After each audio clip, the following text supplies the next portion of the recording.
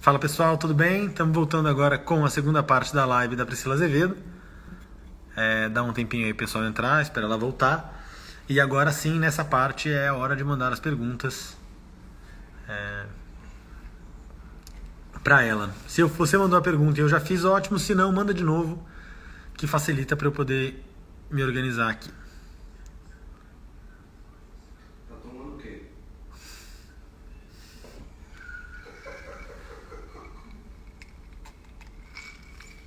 Boa, a Pri já voltou, não vamos perder tempo, já vou chamar ela. O pessoal vai entrando aí durante.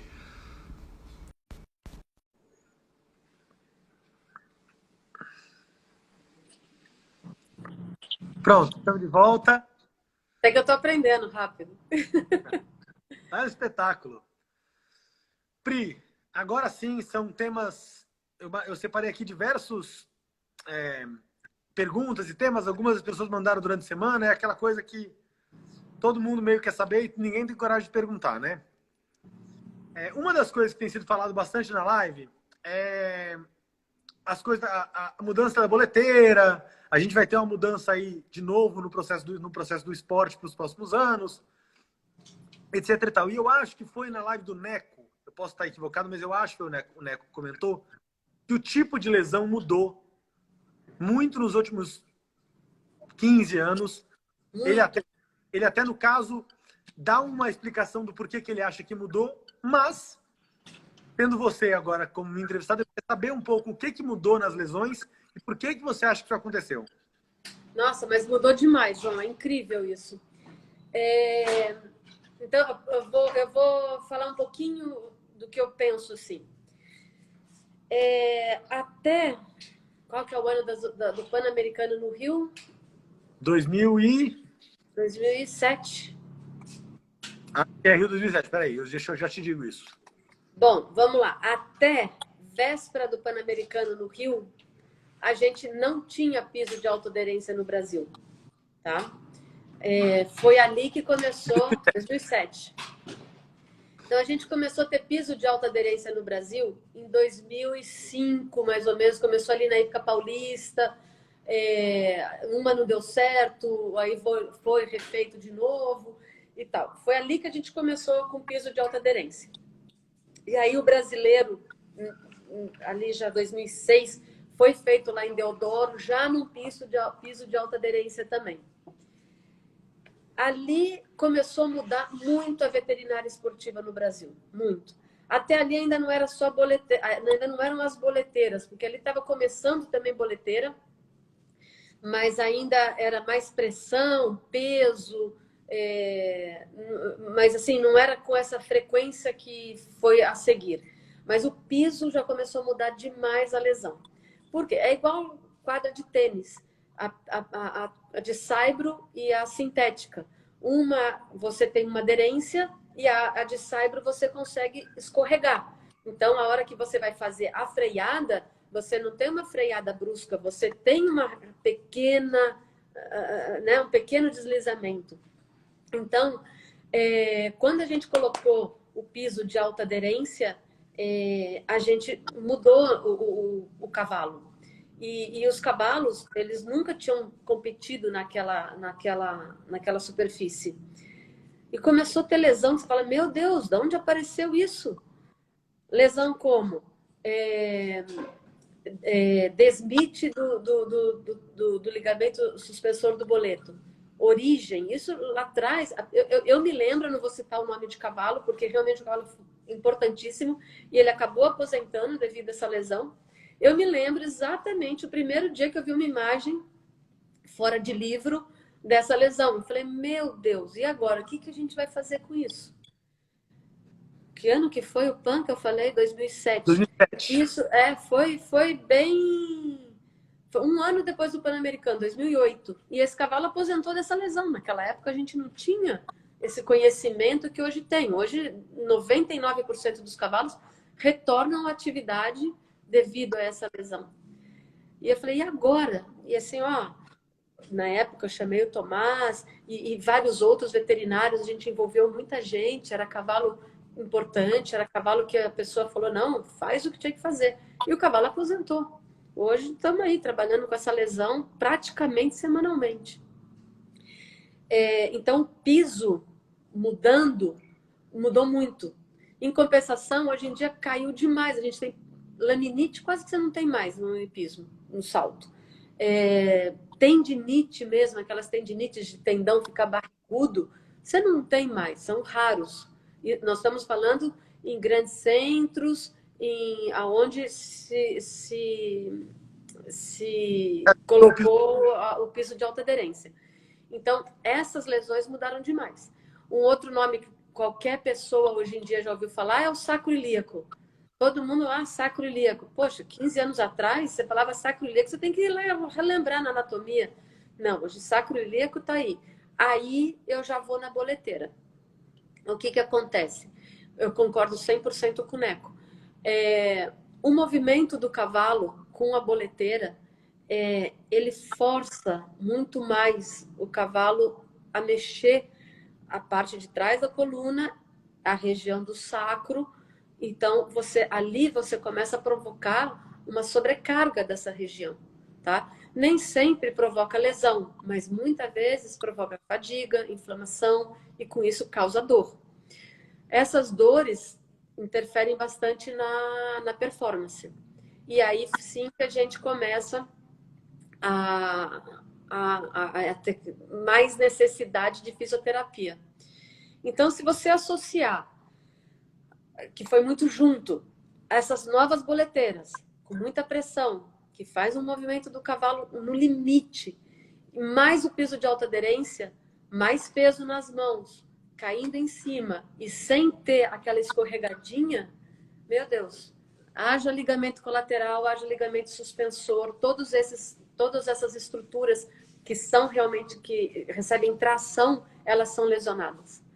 Então, assim, eu até vou me adiantar um pouco, você tem batido bastante na tecla da opinião das pessoas sobre a regra da boleteira. Eu vou adorar, porque eu acho que a gente perde muito cavalo precocemente com a boleteira. Eu entendo que é necessária a boleteira, eu entendo que tem que se usar, mas como a gente tem um calendário muito forte, como nossos cavalos são submetidos a muitas competições, não só os brasileiros, mas lá os de fora, eu tenho certeza que a gente perde muito cavalo precocemente, por causa da soma das duas coisas. Mas, ao mesmo tempo, esse piso de alta aderência e essa boleteira aumentou muito o nosso nível técnico, né? Hoje em dia, o que os cavalos conseguem fazer, o que os cavalos saltam, meu Deus, cada linha complexa, cada largura. Tem uma história bacana que eu vou pedir um pedacinho aqui. A Marina, minha irmã, quando foi armar o primeiro GP dela nos Estados Unidos de $1 milhão, ela falou: ai, Priscila, vem comigo, você e a Mariana, que eu quero ter alguém perto comigo, porque eu vou ficar nervosa. Foi má ideia dela me chamar, porque eu entrei na pista com ela armando e tinha uma paralela que eu não tocava em nenhuma das varas e passava por baixo. Falei: Marina do céu, pelo amor de Deus, abaixa e estreita essa paralela aqui, coitado dos cavalos. Olha a recepção disso, que a gente fica do lado de fora. Eu atazanei a Marina com aquela paralela. E a Marina não mexeu na paralela e ninguém fez falta na paralela. Foi uma das paralelas que todo mundo passou. Eu falei: meu Deus, o que esses cavalos fazem? O que esses cavalos fazem? Então, eu acho que vai ser interessante diminuir a boleteira. Eu acho que, obviamente, os cavalos vão treinar com a boleteira. Um cavalo bem treinado, um cavalo bem trabalhado, um cavalo bem montado, e principalmente se o cavalo é bem inscrito, se ele tem a qualidade para estar naquela altura. Para mim, fundamental é a inscrição. Você tem que saber o que você está inscrevendo.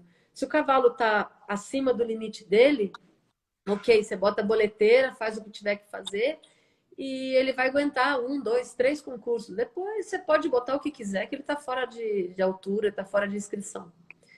Mas eu concordo 100% com o Neco. Maravilha. Outra pergunta que aí eu já tenho um pouco minha... Deixa eu me organizar. Liga de descanso e liga de trabalho. Quando é que usa? Tá. Liga de descanso, liga de trabalho. Isso é outra coisa muito bacana também, voltando um pouquinho na história, né? Você sabe que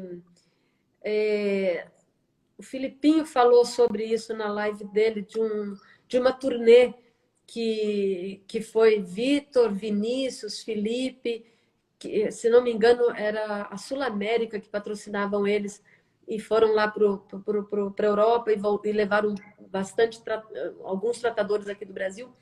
A gente não tinha liga de descanso no Brasil. Foi depois dessa turnê, por isso que eu digo aquela geração foi muito fomentadora, o Dr. Jorge, o Guilherme Sarmento, eles levavam outros profissionais para fora para se informar, né, para se capacitar. Liga de descanso. Liga de descanso, o nome mesmo já diz, é usada para quando o cavalo está em repouso. Por quê?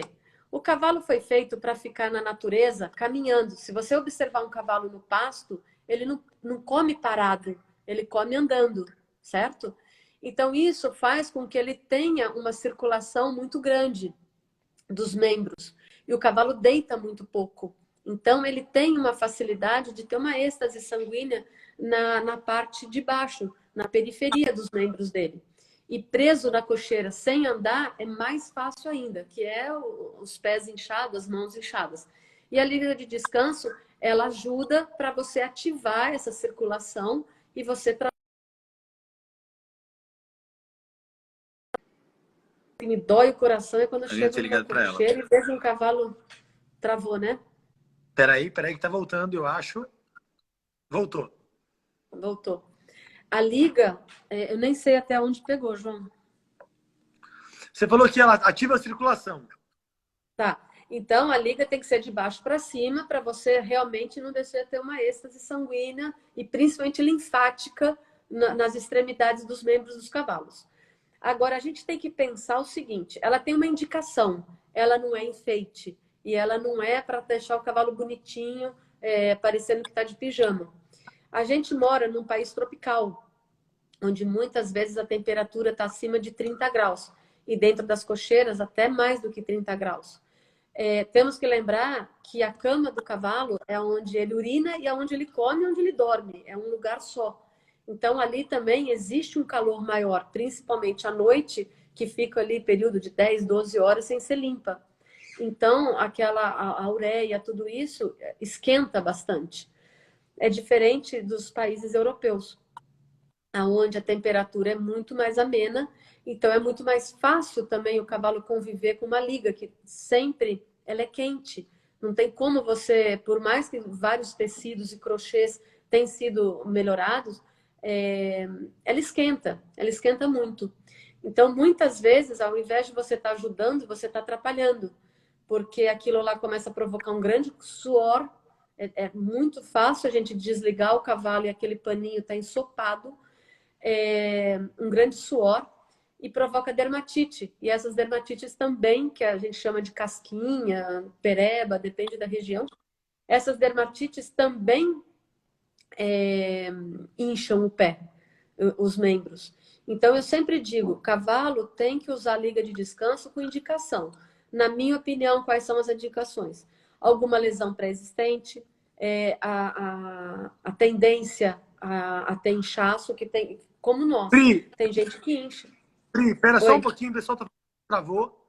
Eu vou tirar você e vou colocar você de novo para ver se melhora, tá bom? Tá bom.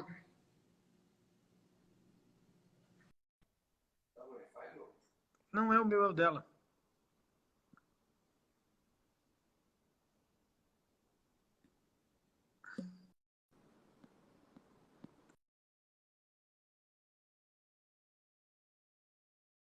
Deixa eu achar aqui a Pri de novo.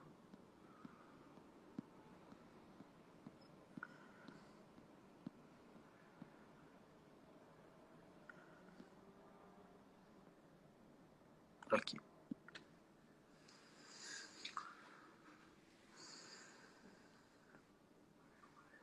Desculpa, pessoal, falar que não tá travando. Bom, não Voltou? sei. Voltou. Você estava ali resumindo, então, liga de descanso é para ser usada quanto? Tem indicação.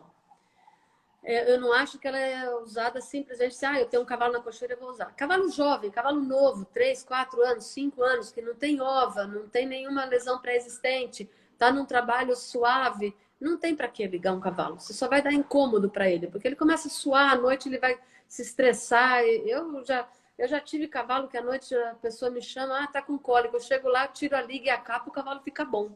Né? Porque às vezes a gente tem vontade de deixar o cavalo tão bonitinho, tão protegidinho, que a gente dá desconforto para o cavalo. Então, eu acho que liga de descanso tem que ser usada. Adoro liga de descanso pós-prova. Eu acho fundamental. Pós-exercício forte. Hoje eu fiz um treino bem forte. Eu precisei saltar várias vezes, precisei repetir várias vezes. Então, é fundamental você ir lá fazer um gelo, você fazer uma massagem e deixar o cavalo dormir com liga de descanso. Porque quando ele teve um esforço a mais, esse esforço vai dar uma alteração no metabolismo e é muito mais fácil ele inchar os pés por causa disso. Os pés e as mãos, né? Os membros. Então, eu penso bastante assim. Eu penso bastante assim. E no hipismo, tudo é muito moda, né? É muito fácil ter moda. Então, assim, eu vi que o cavalo do tal profissional fica 24 horas de liga, vou deixar o meu 24 horas de liga. E eu sempre falo, eu morro de vontade de duas coisas. Uma, eu brinco bastante com os tratadores. Pegar aquele meião de jogador de futebol antiga, sabe? Botar no verão nessas pessoas que obrigam os cavalos. E vai lá, dorme sem ar-condicionado e com meião de futebol. Quero ver se à noite você não vai acordar várias vezes. E outra coisa que eu brinco com os tratadores é quem deixa cavalo muito amarrado dentro da cocheira. Eu falo, tenho vontade de te amarrar você nessa cocheira aí, porque, poxa vida, o cavalo tem que ter liberdade, né? Bom, esse é um Liga outro de assunto trabalho. que eu acho legal. A gente fala da liga de trabalho depois disso, só para pegar Tá, o gancho. O Zé tá. Luiz falou, o feeling do tratador é muito importante também para isso. E você já falou várias vezes da importância do tratador. Então, eu queria pegar esse gancho para falar um pouquinho da importância dos tratadores no Brasil, que não tem exatamente, vou usar a palavra glamour, mas não tem exatamente a mesma coisa que tem os tratadores lá fora, e Lá que é um fora. outro papo que eu quero fazer uma live com um tratador gringo e um tratador brasileiro para E os a gente. tratadores são muito bons. Nossos tratadores... Tanto é que lá fora, muitos cavaleiros internacionais têm tratadores brasileiros, né? São muitos tratadores lá de brasileiros que moram na Europa nem tratavam aqui antes, nem eram tratadores. Mas o brasileiro é sensível, né, João? O brasileiro é um povinho que gosta de carinho, que gosta de estar junto, e isso faz a diferença na hora que você está tratando com o cavalo. A gente pena que a gente não tem aqui uma escola. Antigamente, voltando a falar lá de trás, a cavalaria, o exército, principalmente lá do Rio, formou muito tratador. O finado Tamburete, o Paiva aí, do Rodrigo, e tantos outros, nossa, tantos tratadores de primeira linha que saíram da cavalaria e vieram com a cultura de realmente tratar cavalo. Porque eu falo assim, tratador é diferente de catador de bosta e jogador de ração. Isso é uma coisa. Jogar ração e catar bosta é fácil. Agora, tratar cavalo, aquele que realmente observa o cavalo, que cuida do cavalo, que te traz as informações, isso é diferente. Isso é diferente. E o brasileiro tem o dom. O brasileiro tem o dom. Tá cada vez mais difícil porque a juventude aí não está querendo muito trabalhar mais sábado e domingo, esse tipo de coisa assim. Mas eu acho que o brasileiro é muito bom, muito bom. Bom, agora voltando ao que a gente estava falando, a explicação da Liga de Trabalho. A liga de trabalho. A liga de trabalho, primeiro tem que saber a qualidade da liga, porque existem muitos tipos de liga. Mas eu não vou, senão a gente começa a ficar num tema muito específico. A liga de trabalho, ela serve para dar mais sustentação ao membro do animal do que proteção. Proteção mesmo é a caneleira, tá? A liga, se você tiver uma grande pancada no tendão ou mesmo na canela, ela não vai segurar, ela é macia, tá? Agora, ela ajuda bastante a dar mais sustentação. tanto no boleto quanto na toda a parte ligamentosa e tendínea da canela, tanto no pé quanto na mão. É necessário, de novo eu volto a falar, cavalo que não tem lesão pré-existente, cavalo que não tem tendência alguma, por exemplo, o cavalo não se toca, o cavalo tem tendão bom, tem boleto bom e tudo, eu não vejo necessidade de usar. Eu até prefiro que ele trabalhe com caneleira, porque é a proteção que ele vai saltar. Então, é a proteção que o membro já vai estar adaptado. Então, eu gosto mais, eu gosto mais. Agora, aqueles cavalos que têm alguma propensão, aí a liga de trabalho é bacana. Só que também eu acho que a gente trabalha no hipismo clássico e a gente tem que manter um pouco das tradições. E nada mais bonito do que um cavalo com 4 ligas, né? Então também assim, o cavalo não tem problema nenhum, vai fazer um trabalho sem salto. Ele ir bonito para a pista, eu acho bacana. É que nem um cavaleiro com a camisa para fora e um cavaleiro com a camisa para dentro. A gente faz o clássico, a camisa tem que estar para dentro, tem que ter o cinto, né? Eu acho que faz diferença. Espetáculo. Outra questão que eu acho bastante controversa é a tosa. Agora acho que saiu a regra aqui na França, Alemanha, em alguns países da Europa foi proibida a tosa. Eu digo, não é só a tosa maquininha no pelo, é aquela tosa higiênica que a gente faz, raspa a orelha, sim, raspa a barba, raspa o bigode. sim. É assim, olha, a tosa, ela é uma questão de saúde e de higiene, não é só uma questão de estética, tá? Agora, como tudo, né, João, às vezes as pessoas usam para outros fins e acaba que as regras é o gato e rato, né? E aí as regras, às vezes, têm que limitar uma coisa de uso banal, como é a tosa. Eu gosto de falar muito, todo mundo fala, eu vou tosar na semana da prova.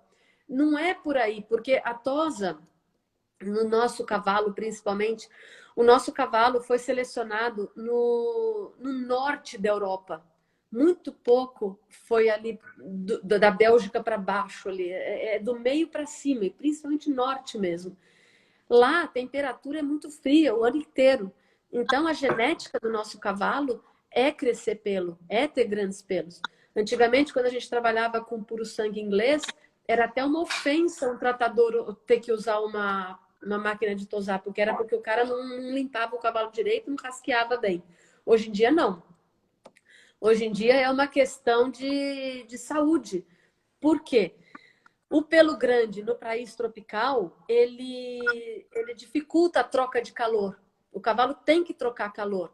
E o pelo muito grande, ele desidrata o cavalo, como você trabalhar com um casaco grande. Então, eu acho que tem cavalos, que, principalmente de algumas linhagens, é incrível como as linhagens mostram quem é mais peludo e menos peludo. Tem cavalo que você tem que tosar entre outono e primavera cada 10, 15 dias, né? Os cavalos de alta performance. E não só para estar bonito. Aí essa regra que andaram tosando muito curto, muito perto da prova, para que o cavalo aumente a sensibilidade. E, obviamente, aumenta a sensibilidade. Lembrando que aumenta a sensibilidade no lombo, onde a sela vai. Lembra na perna, na espora. Então, para profissional, ok, essa sensibilidade mudar muito perto do concurso. Agora, para a criançada, é uma loucura, porque ele encosta a perna, o cavalo vai estar com outra reação do que estava no treino, né? É muito diferente. Então, o que acontece? Hoje existe um regulamento, até esse ano mudou de novo esse regulamento, ficou até mais rigoroso, que você não pode tosar o cavalo, o corpo, inclusive, já no recinto do concurso. Né? Antes era antes da inspeção, depois da inspeção e tal. Agora não. Entrou no recinto, você não pode. Porque eu não me lembro de cabeça, eu acho que é 72 horas antes de competir. Então, se você estava em casa, tosou, tudo bem. Aí vai ficar super subjetivo, porque são milímetros que pode ter ou não pode ter, mas isso fica muito difícil. Mas eu sou super a favor de tosa. Adoro tosa. E aquela tosa higiênica de orelha e focinho? Isso é também assim. Cavalo que não vai para o piquete, de novo, volta a falar, hipismo clássico. Não vamos entrar com cavalo barbudo e com cavalo orelhudo. Só que, puxa vida, o focinho é sensitivo, sim, mas se ele está comendo o que você está fornecendo, eu espero que você esteja fornecendo comida de boa qualidade, que não vai ter risco de ter problema e o cavalo não está sentindo. Agora, se é um cavalo de pasto, ou cavalo que fica um pouco em pasto, um pouco em cocheira, aí eu recomendo fortemente não fazer a barba. A orelha, eu recomendo o cavalo de hipismo fazer sempre. Também é higiênico. Ainda mais hoje em dia que a gente usa muito touca, esponja, né, buchinha. E a beleza, né? A gente está num esporte bonito, né? Não vamos entrar com o cavalo todo feioso lá, não. Maravilha. Pri, esse talvez é o grande assunto tabu que tem rolado sempre que eu falo que vou falar com o veterinário, que é exame de compra. Ai, nem me fala. Nem me fala, João.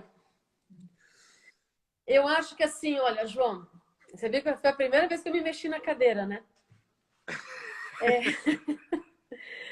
Ô, João, primeiro, o nome tá errado, né? É exame de compra. Primeiro, eu acho que a gente tinha que chamar de consultoria veterinária de compra, tá? Porque o exame é uma coisa e a consultoria é outra coisa. Eu já cansei, assim, eu já perdi grandes amigos por causa de exame de compra, tá? A nossa obrigação é muito chata a parte do veterinário, porque se você aprova, o cavalo 10 dias depois tem problema, que não é difícil, um cavalo atleta 10 dias depois tem problema, você é uma incompetente. Se você não aprova e o cavalo vira um craque, você também é incompetente. E fora que o vendedor do cavalo nunca mais te olha na cara.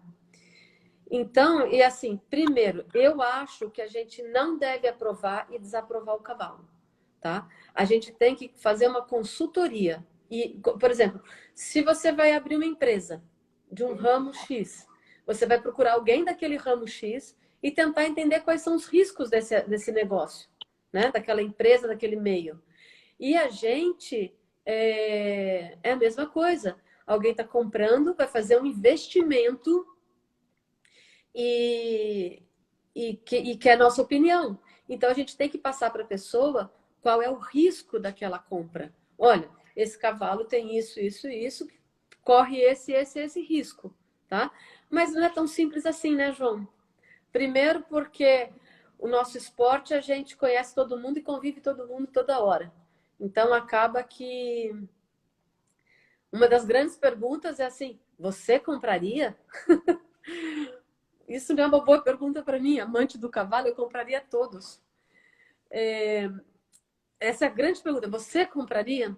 Mas não, eu acho que a gente tem que ter serenidade, a gente tem que ter profissionalismo, a gente não pode preocupar com a consequência, que são sempre grandes. Eu falo que a única coisa no cavalo que a gente pode ter certeza, é a única verdade do cavalo, é que 2 e 2 nunca dá 4. Nunca dá 4. Nunca, nunca. Ou dá 3, 3,5, 5, mas 2 e 2 nunca dá 4. Quantos cavalos que a gente vê aí, exame clínico saudável, raio-x lindo demais, não vinga.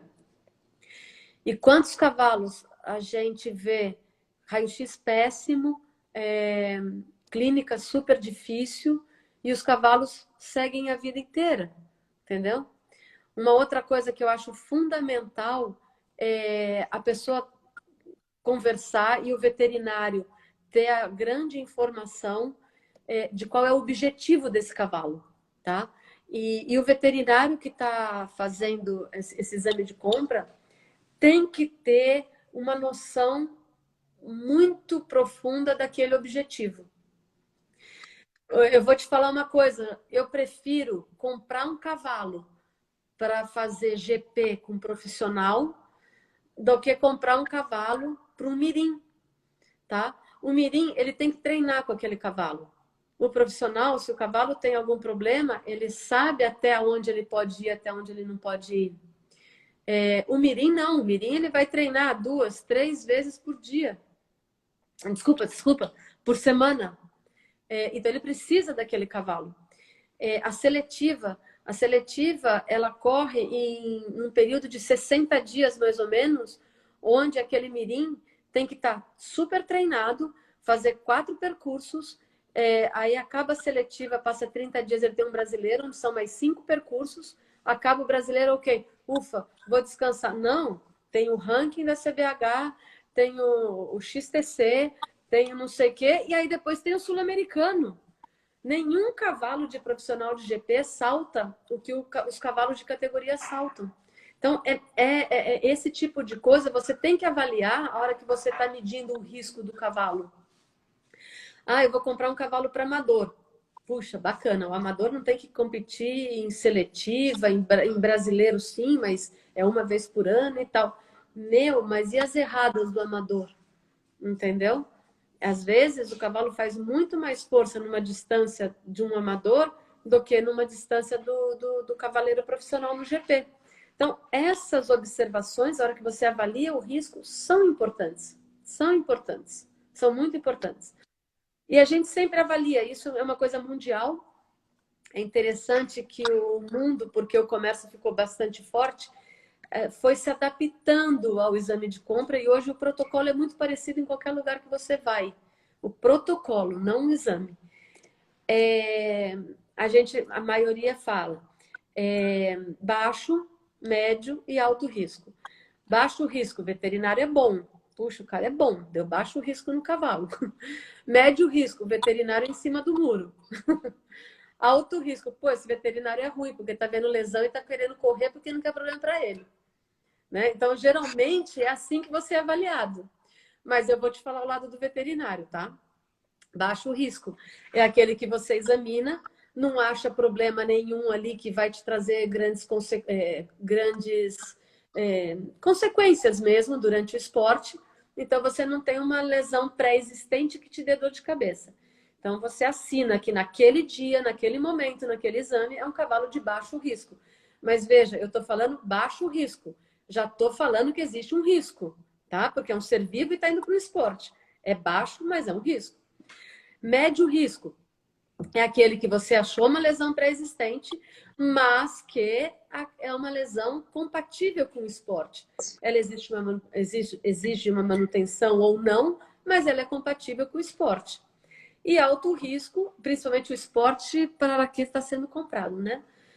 E alto risco é aquele que você já achou uma lesão grave, que você pode ter uma sequela muito grave na vida esportiva daquele cavalo.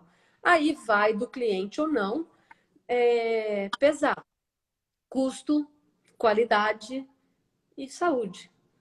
E se vale o custo ou não vale o custo. Eu falo para muitos pais, eles dão risada. Comprar cavalo é igual uma viagem para Disney. Pode tudo dar certo, mas tudo pode dar errado também. E o dinheiro você não vai ter de volta. Entendeu?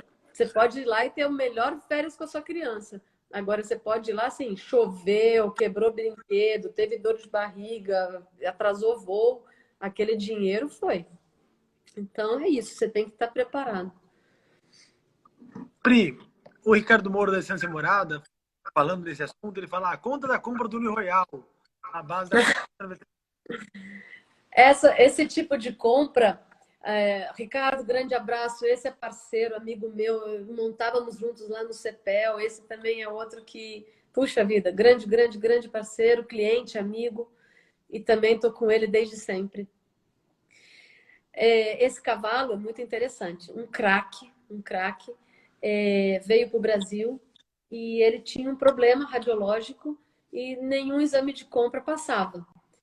Eu cheguei pro Ricardo e falei, mas você só pode fazer isso com amigos, né? Você não pode fazer isso com os clientes profissionalmente. Ricardo, eu sei de um cavalo que não passa no exame, mas eu acho que você tinha que comprar. Ele, pô, como que eu vou comprar um cavalo que não... Falei, Ricardo, compra esse cavalo, o raio-x dele não é bom, mas eu tenho certeza que ele vai andar com o teu filho. E ele comprou e foi um cavalo muito importante na vida do filho dele. Super. Mas é assim, é assim. Mas esse tipo de coisa sai um pouco, como é que eu vou dizer assim, do exame de compra, né? E entra exatamente no que eu acabei de falar, numa consultoria. Então, eu falo, ó, ele tem esse problema, mas o risco não é tão alto. Então, ele correu esse risco, entendeu? Mas são poucas pessoas que conseguem realmente ter essa liberdade. Maravilha. Pri, uma das coisas assim, você hoje tem uma equipe que trabalha para você, que é, Ah, minha enfim, equipe. braço direito, centro esquerdo, enfim. Ah, E isso é um desenvolvimento, claro que eu estou falando aqui, principalmente dos grandes centros, São Paulo, Rio, que é você ter essa cultura do veterinário, e eu falo isso porque quando eu mudei de Santa Catarina para São Paulo, eu senti muito isso. Em Santa Catarina, essa história de puxar cavalo toda semana, eu nunca nem tinha ouvido falar. uhum. E Eu tô aqui em Floripa hoje. pois então, não sei Tô como é que aqui. tá aí hoje, depois você me conta se aí mudou um pouco, mas na minha época não se puxava cavalo toda semana para testar. Não, não, não, não, Você não. acha que isso mudou muito no esporte nos últimos anos? E quais são os benefícios que isso tem trazido? Ô, João, eu até digo que eu sou um pouco culpada por ter aquela quantidade de veterinário na beira da pista lá no paddock. Eu e o Tomás Montello, né? O Tomás que trouxe essa cultura para o Brasil. Então, eu vou contar um pouquinho assim. É, Primeiro, de novo, eu sou uma pessoa de muita estrela e sempre tive grandes profissionais dentro da minha equipe, pessoas que realmente se dedicam, pessoas que assim, eu não sou uma pessoa fácil de trabalhar, eu sou extremamente exigente. E eu acho que nesses 30 anos que eu tô, deve ter passado pelo menos umas 20 pessoas pela minha equipe. Dessas 20 pessoas aí, eu vou te dizer que 18 pessoas a gente está assim super bem de contato. Eu tenho orgulho de ver muitos profissionais aí super bem sucedidos. Sabe quem foi meu primeiro assistente? Primeiro veterinário assistente da minha equipe? O Guilherme Jorge, armador de pista. Foi meu primeiro assistente. Nós éramos amigos da Hípica, de Campinas. Aí eu estava fazendo faculdade em Belo Horizonte, ele foi fazer um ano depois de mim. Aí eu me formei, eu vim trabalhar com o Tomás e tal. Aí ele se formou, eu já estava em São Paulo. Eu falei, Gui, vem trabalhar comigo. Ele veio, ficou um pouco lá comigo e depois ele acabou indo virar amador, grande amador. Foi meu primeiro assistente. Mas são pessoas que assim fazem a gente conseguir ser grande, né? A gente assim conseguir ir para Belo Horizonte, a gente conseguir vir para Florianópolis, a gente conseguir ir para Curitiba, que eu vou com muita frequência, para o Rio de Janeiro, porque são pessoas de extrema confiança. Eu saio de São Paulo e eu tenho certeza que eu estou respaldada. Eu tenho a Patrícia que trabalha comigo, eu acho que uns 17, 18 anos. Eu falo que ela é meu braço direito, esquerdo, tenho vontade de clonar ela. Eu tenho a Juliana que saiu, foi trabalhar no Rio, fez o grande trabalho lá das Olimpíadas e voltou com mais experiência ainda. Foi muito bacana que depois ela voltou com toda aquela bagagem de conhecimento. Então, acrescenta muito a nossa equipe. A Roberta, que está lá na Santo Amaro, que é muito bacana também, porque é uma menina que chegou jovem, uma menina que chegou bem assim, com pouca bagagem do esporte e tal. Hoje domina, cuida da Santo Amaro como ninguém. Eu tenho a Camila Sandoval, que essa, meu Deus do céu, eu nunca escutei a Camila falar um não.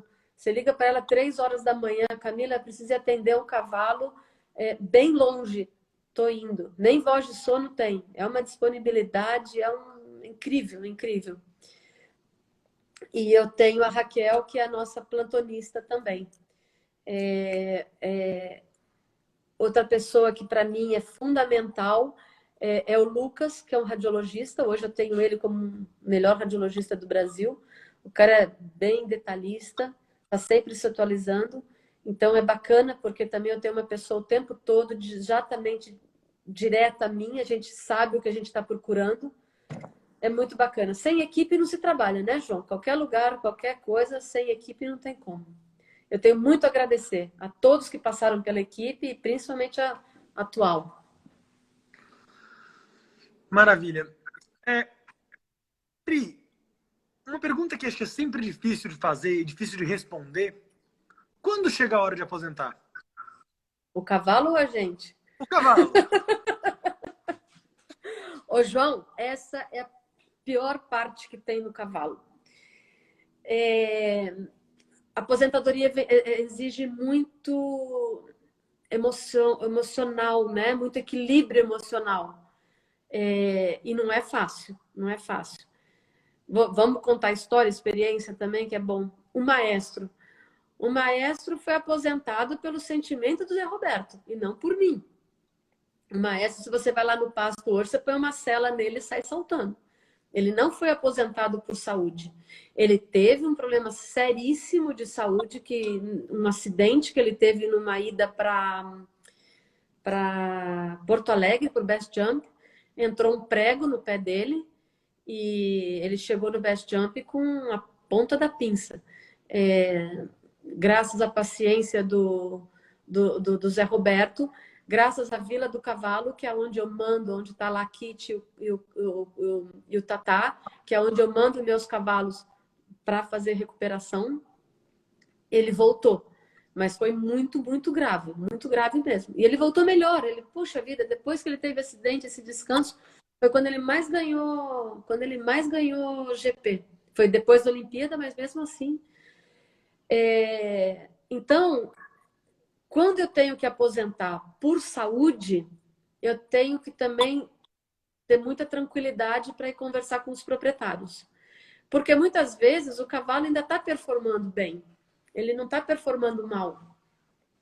Mas ele já está sofrendo, ele está com dor.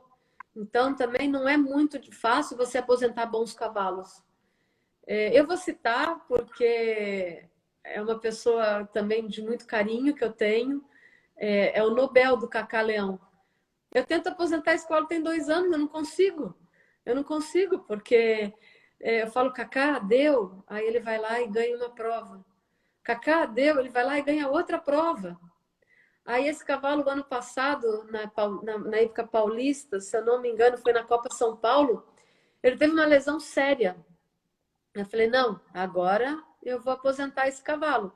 Levei ele para a Vila dos Cavalos em 40 dias, esse cavalo estava perfeito, estava melhor que antes. Voltou a performar e está aí, está super bem. Está super bem. Então, é assim, é muito difícil qual é a hora de parar. Eu acho qual é a hora de parar. Primeiro, é a hora que o cavalo está sofrendo de verdade. Se a gente sente que aquela dor começou a maltratar, aí eu sou um pouco insistente. Eu já perdi clientes por eu ser dura, mas eu não boto o cavalo com dor para competir com o meu aval. Então, assim, olha, se quer, vai, mas não é aí. Já perdi grandes clientes, pessoas amigas, pessoas que eu gosto, pessoas de carinho, que eu falei, olha, eu não vou mais fazer nada nesse cavalo. Para mim, deu. Não vou mexer, tá? E aí eu sou assim, ou quando realmente, e que acontece com muita frequência, como foi o caso do maestro, como foi o caso da Xistra, minha égua, que a Mariana um dia chegou para mim e falou, Priscila, não sinto mais a garra, não é nem a falta de performance, a garra, eu não sinto a garra. Então, quando o cavaleiro sente isso, é a hora de aposentar. Eu recentemente, eu também tive uma cliente que eu gosto demais, que tem uma égua gordinha, ela vai saber de quem eu estou falando, e ela é muito ligada nessa égua. Ela estava na hora de parar, a égua já estava performando não tão bem e com certas dores, mas eu precisei deixar ela ter o seu tempo, a cavaleira, né? Seu tempo, e agora a égua está aposentada, mas demorou ali um processo de quase 6 meses. É difícil, mas eu acho que assim, tem dor, tem que parar. Tem dor, tem que parar. Tem, enfim, né? Tem o próprio Cartujano do Sergino, outro que é... Puxa, esse cavalo é outro do coração. Se a gente for puxar todos os meus cavalos de coração, a gente fica muito tempo. O Cartujano, ele é incrível. Tanto é que ele mora aqui em São Paulo com a gente, porque assim, tem que estar perto, né? Não dá para ir embora. E é o outro que você fala, acho que mais esse ano deu. Não, vai lá e firme e forte. É incrível ele. É incrível. Pri, falando de uma coisa aí não tão gostosa, tão afetiva, qual é o grande vilão pro veterinário? Desculpa, cortou. Quem é o grande vilão pros veterinários? O calendário. O calendário é um problema, porque a gente... Eu falo assim, ó, o atleta, o treinamento do atleta não tem nada pior do que aquele sobe e desce de esforço, tanto no treinamento quanto na competição. E o nosso calendário é isso, né, João? A gente tem ali de março a comecinho de junho, grande quantidade de concurso e os mais fortes. Aí a gente fica julho e agosto quase sem nada. Aí vai de final de agosto até início de dezembro, muitos. E de dezembro a março sem nada. É um absurdo. É um absurdo. Então, assim, eu acho que realmente no Brasil o maior vilão dos veterinários é o calendário. Esse é o maior vilão. Maravilha. Eu, quando perguntei, eu estava querendo uma coisa um pouco mais prática. Você está querendo o quê? É cólica, cervicular, Tá bom, tá. Mas Tá. a ótima Não, resposta e laminite, concordo com você. laminite. Laminite é o que há de ingrato, assim, por vários motivos. Primeiro que o cavalo sofre demais, é a pior dor para o cavalo, é a dor da laminite, não tem dor maior, porque assim, o cavalo, por ele ser quadrúpede, você pensa, ele tem que ficar com seus 500, 600 quilos em cima do dedinho, né? Que ele fica em cima do dedo, da falange. E aquela falange, estando extremamente doente, como é na laminite, é muita dor. É muita dor. É de doer. É complicado mesmo.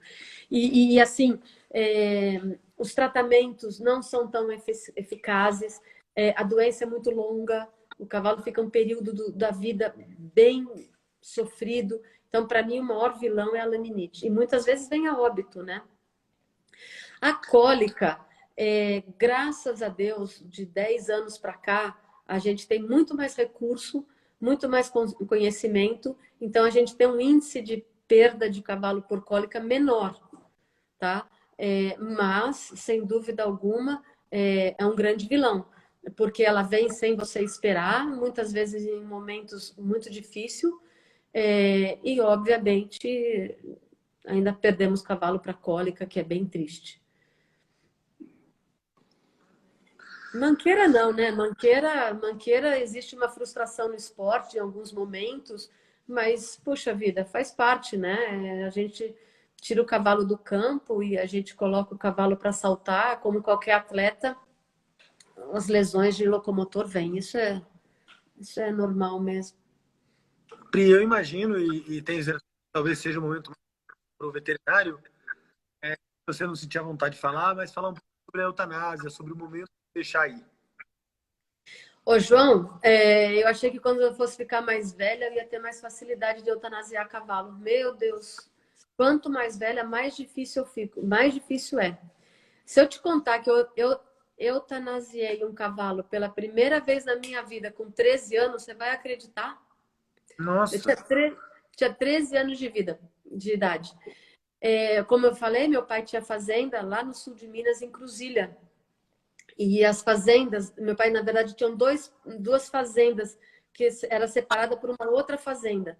Então, a casa ficava numa, aí tinha uma fazenda de um primo e o restante da fazenda ficava depois. Então, era um pouco longe.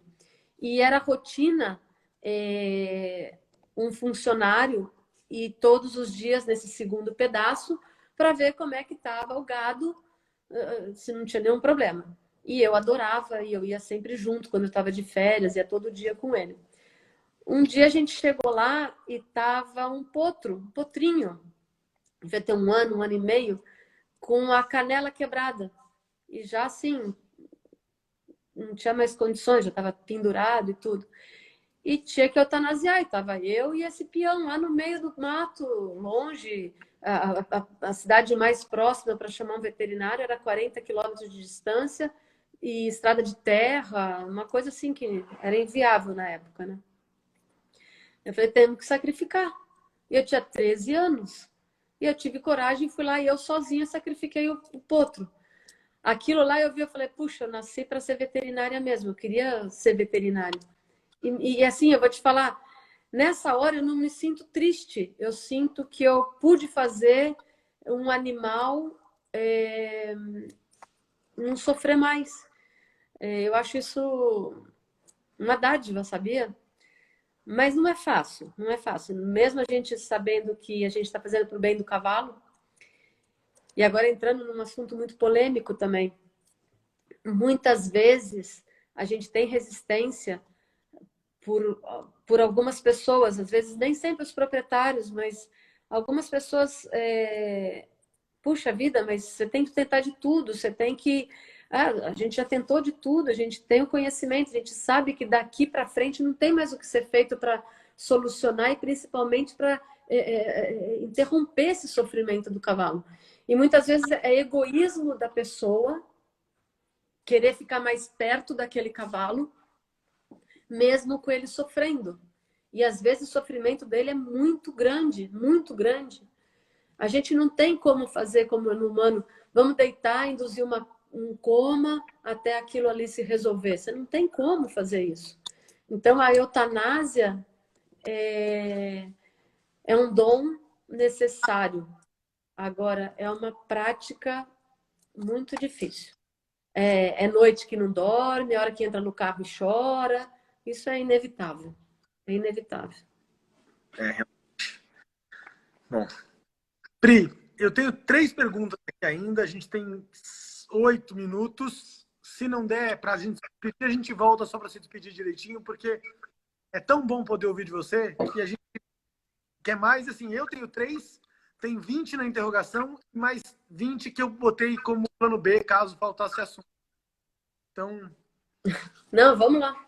uma delas é o que você acha desses tratamentos? Eu vou usar a expressão não convencionais, mas eu estou falando aí de acupuntura, quiroterapia não, É um bom quiropraxia. assunto. É um bom assunto, é um bom assunto. Eu acho que no esporte de hoje em dia não tem como viver sem fisioterapia, não tem como viver sem quiropraxia. Eu não sabia como eu conseguia trabalhar sem quiropraxia. Depois que eu comecei a trabalhar com grandes profissionais como o Christian, a Cláudia e agora a Roberta, que trabalha comigo, eu estou muito satisfeita com o trabalho dela. Eu acho que o cavalo atleta está sendo tão exigido. O nosso esporte hoje em dia está tão no detalhe que não dá para viver mais sem fisioterapia e sem quiropraxia. Só que, como tudo, exige bons profissionais, né, João? Porque hoje em dia a gente está com um problema muito sério, que é o número de veterinários formados no Brasil anualmente e a qualidade das faculdades formadas hoje em dia. E isso aí a gente tem grupos de veterinários que a gente discute tanto. Para você ver, quando eu me formei, eram 5 anos dentro da universidade, das 8 da manhã às 5 da tarde. Hoje em dia, você faz uma faculdade noturna e que no último ano você vai fazer estágio obrigatório, que a faculdade não tem controle nenhum quem está assinando o teu currículo. Então, é complicadíssimo, é complicadíssimo.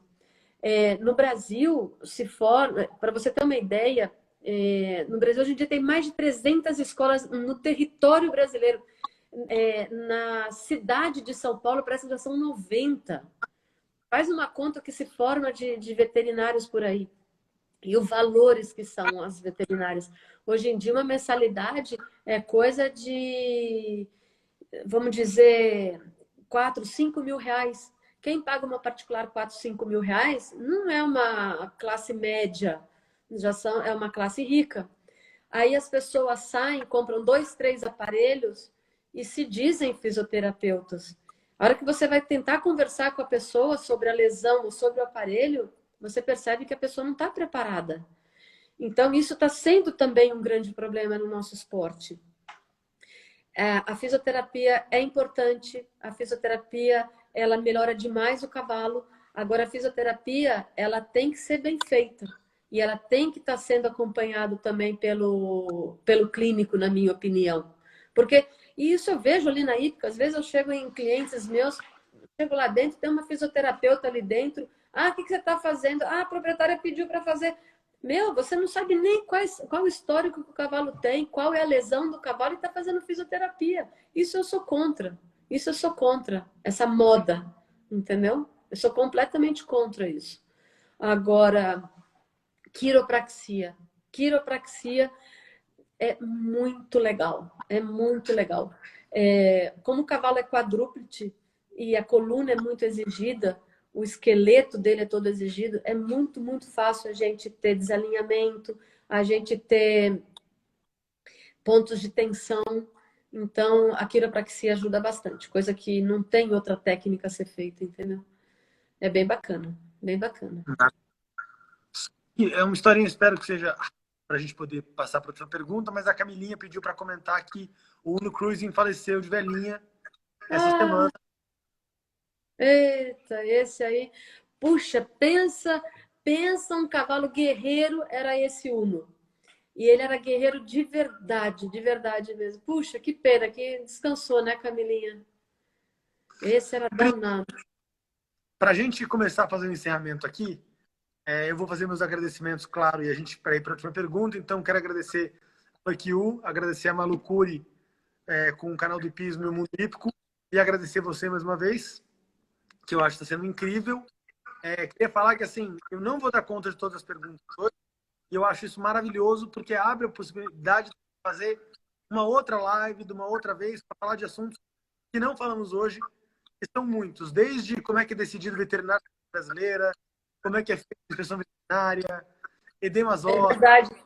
Então, deixa eu só falar uma coisinha, já que você tocou. Tem muito assunto mesmo.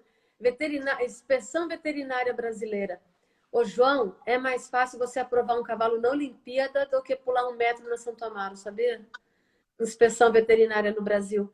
É uma coisa que a gente tem que rever também. É uma coisa. A inspeção veterinária ela foi feita para o bem-estar do cavalo, para você proteger o cavalo. Hoje em dia, não. Hoje em dia, você... É uma coisa super polêmica que eu vou te falar agora. Assim, já conversei com outras pessoas e tem o lado que gosta, o lado que não gosta. O cavalo de 1 metro de altura, de amador, de criança e tal, tem que ser o cavalo velho. Tem que ser aquele cavalo que é dodóizinho aqui, dodóizinho ali. Como é que você faz uma inspeção veterinária de cavalo de 1 metro? A inspeção veterinária hoje no Brasil, ela é secretaria.